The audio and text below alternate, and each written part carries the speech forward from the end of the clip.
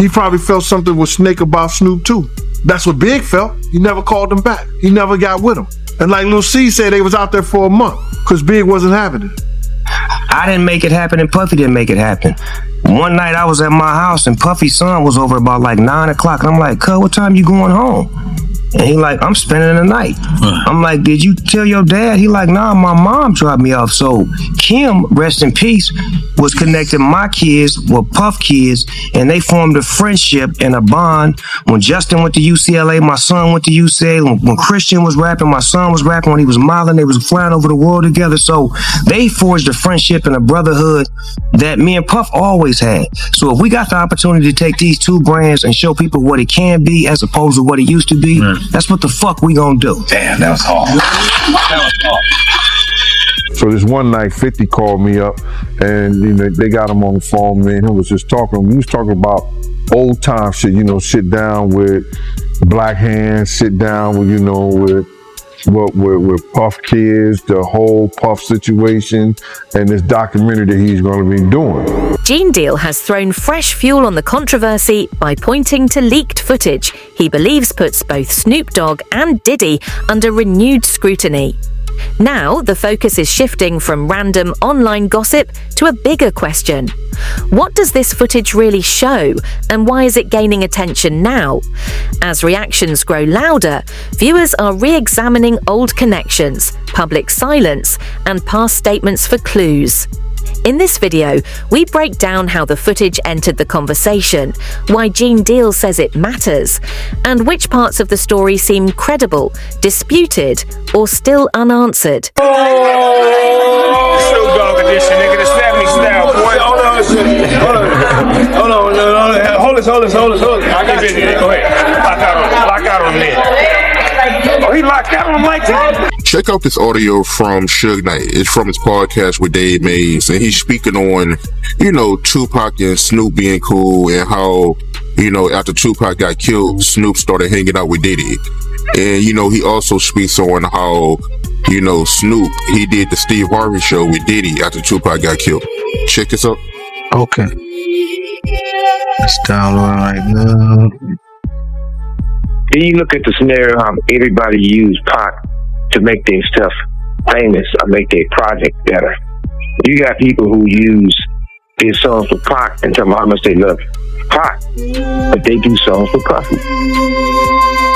You got Steve Harvey, old bit that, this motherfucker telling, well, Pac, according to everybody else, he brings Snoop and Puffy on there and say, these are dudes who's running this in the East Coast, West Coast. What's up, Snoop? What's up, huh? Hey, whoa, wait a minute, fellas here, hold on. I know all about this East Coast, West Coast rivalry thing here, but we in Chicago now. This rivalry stuff, we gotta stop it, man. We stop that, we stop a lot of this violence. Yo, Steve, check this, man. All that East Coast, West Coast stuff is a bunch of media hype. It's been my dog from day one, you know what I'm saying? It's all good between me and him. That's my people. Real, that's what we came in for. We came in to light it up and ride it up. We never used your hand. Now, Pac, if you love Pac so much, how you with the motherfucker that everybody say got something to do, the first get down that happened to Pac in New York, then the second one. What you think about Suge comments? And I never asked you this before, but did you have an issue with Snoop hanging out with Diddy after Tupac got killed? I always felt that was wrong. I'm gonna just keep it real. I'm talking about from that, like now, okay, you know what I mean? I'm 46, Snoop probably early 50s. If he figured out now, he might go by the opinion that, okay, Puffy had nothing to do with Pac, we grown now. If he want to be his friend, no problem. But back then, that was just awkward. You know what I mean? And the reason why it was awkward to me that I never even like it because you knew how Pac felt about this individual. You know what I mean? Even if you don't agree with him, you probably could have said, you know what, I probably ain't gonna come out, publicly with this because until things clear up. So I really know I could be certain that, they didn't have nothing to do with Pac. But it's like, it was no, okay, it is what it is. So that I never really respected that back then. So you had an issue with it? You didn't like it? Never really liked it. It just was a strange look because you was Pac boy. You know what I mean? Puffy and them, it's clear they had some issues with Pac. and Pac died, and all of a sudden you chilling with Puffy. Back then, it just okay. Now you can say what you want. You go all grandfathers, I guess. You know what I mean? That's different now. But back then, I think it was weird. It was tasteless. You know what I mean? It didn't seem like you really had that much love for Pac. You could have just, you know what I mean? Unless he pressured them or like questioned Puffy, like, yo, what's up with this? What's up with that? Then you could say, you know what I mean, no problem. Even though Snoop Dogg's name never appeared in court records, indictments, or the federal case tied to Diddy, his name still began surfacing online alongside serious allegations. And that is where speculation took over. Much of this attention seems driven less by verified facts and more by his long-standing ties to major figures from hip-hop's most controversial era. The conversation intensified after Gene Deal suggested that not everything made it into the wider public narrative, a comment that quickly fueled rumor-driven content across social media. From there, old clips, resurfaced interviews, and unverified claims were repackaged as if they proved something more. But when the story is examined carefully, the reality remains far less certain. These details suggest industry proximity, not confirmed wrongdoing. Snoop Doggy Dogg. We already know that you was diddled, man. But see, y'all keep forgetting about Snoop in this whole grand scheme of things, right? You know, we have videos of Snoop and Puffy rubbing hands and stuff, man. You as a man, you don't sit back and rub another man's hands. And Snoop hasn't stood up and said one thing about Puffy, but if you look at one of my videos that has over 500,000 views, mind you, about this, go look through my archives, you gonna see it, man. Snoop was at the diddle party too. See, they said early on they had video of Snoop. I believe somebody mentioned that they seen a video with me and the dude Prodigy or one of the dudes from my Deep, as if I was with. They don't know the backdrop of that. I went to his hotel room ready to fight. Like, bro, I'll fight everybody in that room one-on-one. Even if I lose, it doesn't matter. The Outlaws was with me. My homie Tiny, the Mexican homie, was with me. I didn't go there and say, let me get in a video with these guys. I went there knocking on their door, doom, doom, doom. Tell them dudes to come out. What's up with your what's up with your Pac? You got a problem with Pac? Because we could just fight like man to man, face to face, and then shake hands. That was my approach with them. But when they told me they didn't have no problem, I don't mind being with you. You know what I mean? I don't mind shaking your hand because they told me they had love for Pac. So that's different, you know what I mean? If he come out and say, well, I already, I questioned Puffy about it. I believe that he didn't, he loved Pac. That's my opinion. I can move the way I want to move. So when people try to, I noticed somebody, I think on your page do that. Well, Napoleon was in the video with Mobb Deep. They don't know how I got in that video with Mobb Deep. You know what I mean? I pulled up on him but I'm the type of person, I've never been a bully type of person. You know what I mean? If I talk to a person like a man and they tell me face to face, look, I got love for Pac, I'm comfortable to know if I can look in their eyes, if I believe what they said, I have the right to say, okay, no problem, I believe you. You know what I mean? And maybe that's what Snoop went through. I don't know. But let the people know, because it was too early back then. Pac just had died. You know what I mean? Like, he had the right to say, the reason why I'm rolling with Puffy, I questioned him about my homie. He gave me this answer. So then he did what he had to do. But it just, you know what I mean? I never really agree with that, to be honest. The same way I couldn't be on the stage with him. When they wanted to do that tribute, I just couldn't do it. Like, I really felt in my heart like, man, I can't believe this. This is where the real danger begins, when suspicion starts replacing evidence and public narratives move further from the truth. Sean Combs. The reckoning was focused on Diddy, tracing his rise, the power around him, and the documented conduct that ultimately led to his conviction and 50-month sentence. What it did not do was accuse unrelated figures without proof. Snoop Dogg was not identified in the film as being involved in criminal wrongdoing, and claims that 50 Cent intentionally protected him remains speculative, not confirmed. As Curtis Jackson has maintained, the documentary was built around material that could be verified and legally supported. Diddy was doing a documentary thinking he was going to come out triumphant. Yeah, I didn't know that's how this started, as he started filming himself and getting this footage because he thought he was going to beat everything. Okay, Diddy that makes sense. Okay, has a relationship with Netflix. I knew that with Ted Sarandis. I saw that. Yes. Okay. And he's filming it there, but of course, when you get, you know, obviously it wasn't a clean sweep on the prosecutor's side, but you're still going to prison. Yeah. He basically kind of scraps it. It's not the, you know, also Netflix is saying, because they commissioned it, right? Netflix is saying, all right, cool, just turn over what you got. And what we'll do, we'll make it what it is because we're just following reality.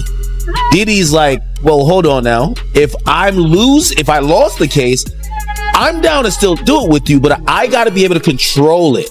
Now, you know, Diddy was probably going to kind of shape this doc to make it look like, hey, you know, this was malicious prosecution. They kind of went really hard at me. Mm-hmm. I'm not a perfect guy, but I am a good guy.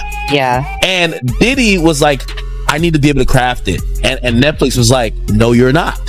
And he's like, well, my question is, did he sign the footage over to Netflix so they own it? Mm-mm. Like, how were they able to do this without his? No, but he didn't pay for it. So essentially, they're calling it a payment error. Oh. So essentially, the deal falls apart, or he's like, yeah, we're not going to do this. So awkward. And the people who did the work that have all this footage, they're like, so wait, you told us to film because this is going to be on Netflix. Now you're saying Netflix doesn't exist and we're not getting paid because Diddy was going to pay with Netflix money. And Netflix realized this and they went to the filmers and said, hey, give us the footage. If anything, the documentary showed restraint in a media climate that rewards shock over substance. It avoided naming people unless claims were backed by records or credible testimony, which is why talk of hidden footage remains unproven.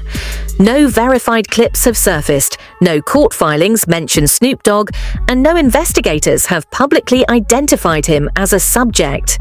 Snoop also openly supported 50 Cent after the release, which weakens the claim that he was distancing himself out of concern. We're going to look at this through the prism of a modern-day rhetorical genius. A modern-day rhetorical genius. We're talking about the one, the great, the 50 Cent. All right. This guy's skill at rhetoric is absolutely next level. And this totally ties in with, you know, how he famously is a big fan of Sun Tzu, The Art of War. Now, rhetoric with a capital R, I can just give you the definition of that. That's basically public speech, particularly public speech that is to persuade.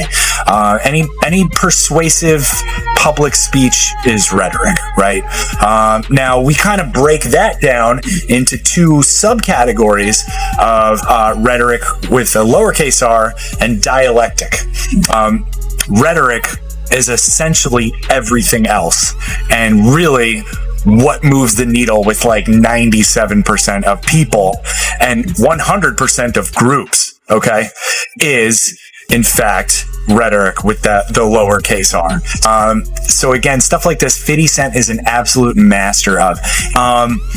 Basically, you know, he dropped this doc, this 50, this Sean Puffy Combs doc, and it's just kind of set the internet on fire.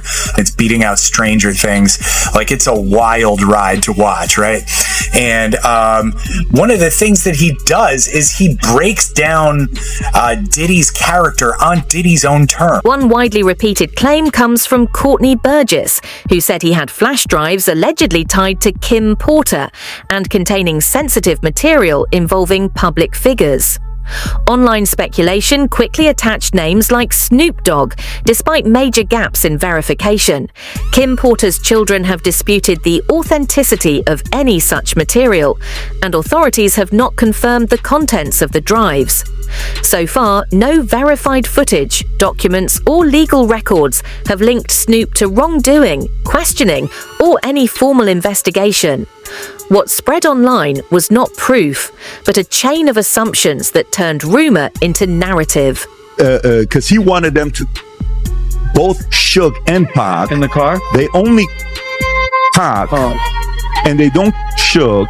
So allegedly, they got paid $500,000. The $500,000 was paid to the guy on the right all the way to the right. You see the guy on the right, Corey? He's the one allegedly that got the $500,000, and that money never went to Keefe D or anybody else. The guy on the left is the one that stole the chain, the chain, which was a Death Row Records chain. That's a way of saying I got your rapper's chain, because if you were one of the guys, Death Row. So, long story short, this whole thing is in recording that he said this.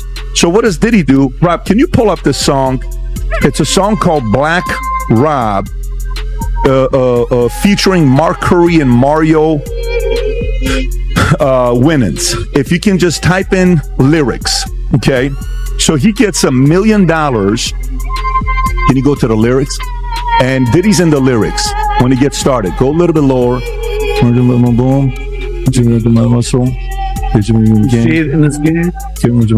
you type in the word in there, Rob? Nice guy. Type Control F, nice guy. Okay, right there. Look at it's 1999. No more Mr. Nice Guy. Been nice too long. I'm just gonna start making y'all blank disappear. Man, first I'm gonna take your records off the radio. Then I'm gonna erase your social security number. Take your birth certificate out flies. I'm gonna do your whole effing family.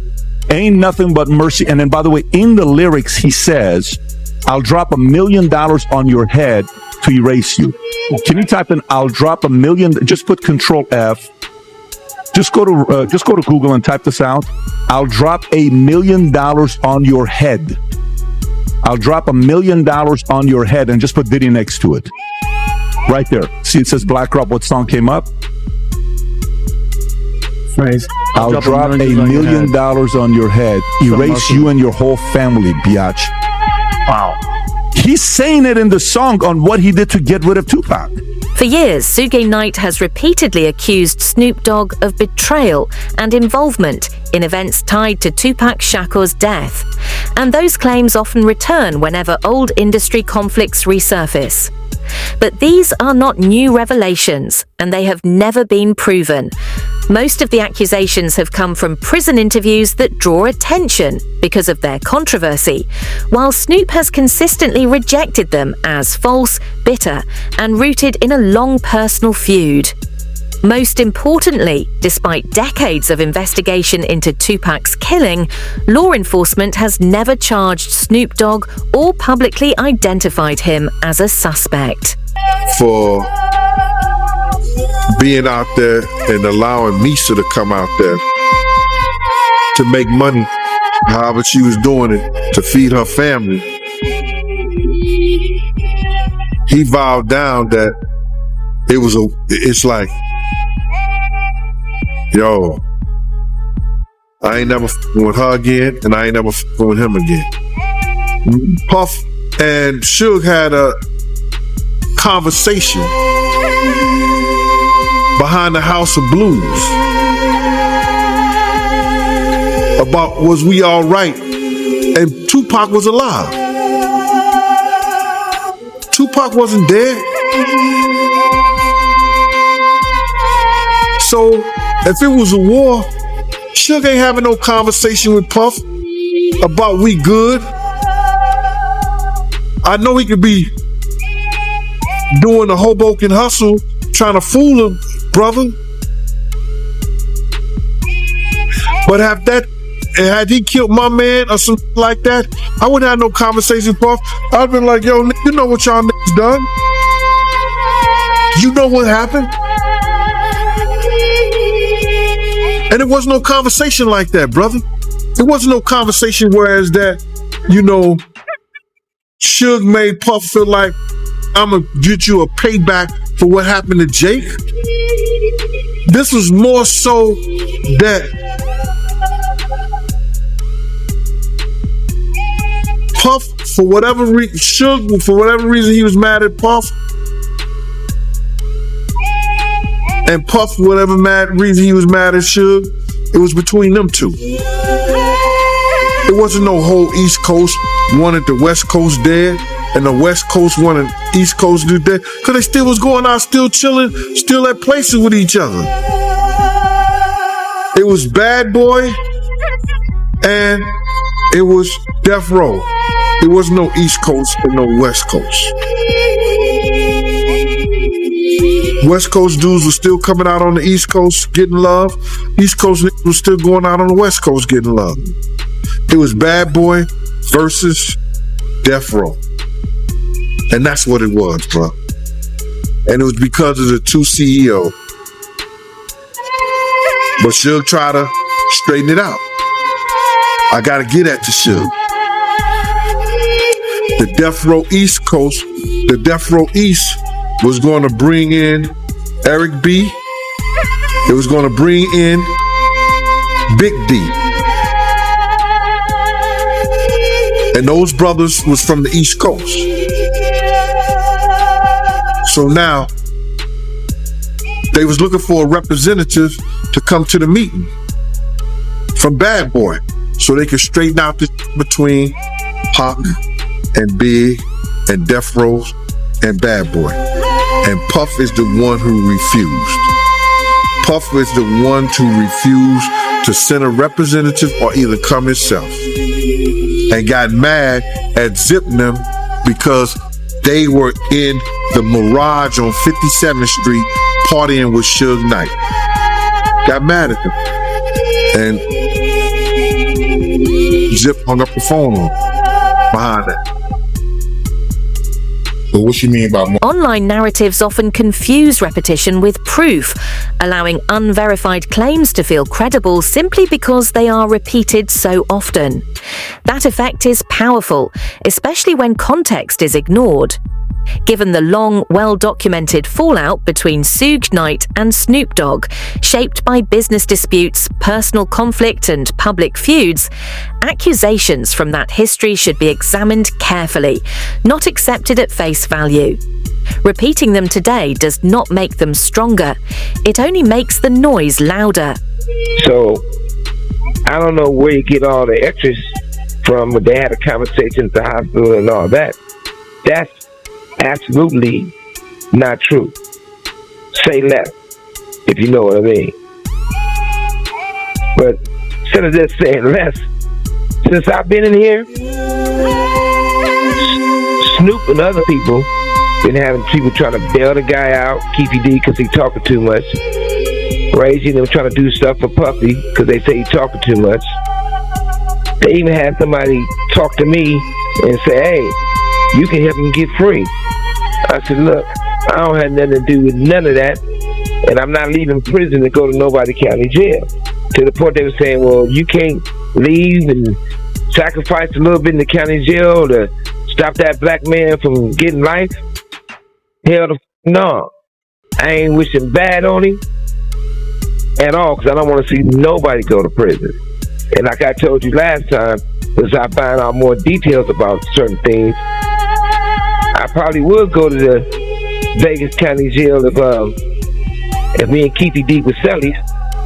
We have a good conversation after I give him, six upside his head, another 6 in his body, and another 2. But yeah, that's different. It didn't happen with Snoop didn't go to the hospital.